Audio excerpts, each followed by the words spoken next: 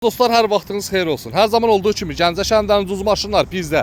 Sizlərə bu gün super vəziyyətdə 2 CDI olan panoramamız, 2003-cü il olan polnu full lükünə kimi üşüşə, birbaşa udarsız, vuruqsuz.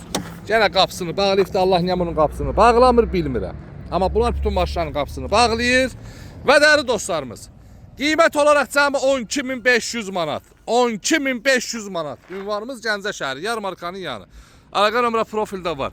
Dəyərli dostlarım, bu günlərim yanvar ayının 27-si çəkib paylaşıram. Yanvar ayının 30-una qədər vaxtı var. 30-dan sonra xahiş edirəm heç kəs yığmasın. İnşallah o vaxta kimi satılar.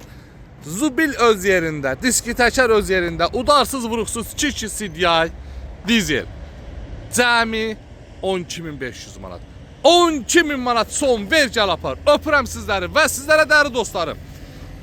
Grandero 2007-ci il tam ideal vəziyyətdə. Qiymətin gözəlliyi 11.500 manat. 2007.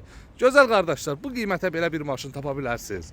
Amma var da, gəlin aparın da qardaşınızdan. Bundan ayrı nə deyim sizlərə? Öpürəm sizləri, yolunuzu gözləyirəm. Ünvan Gəncə şəhəri, Yarmarkanın yanı.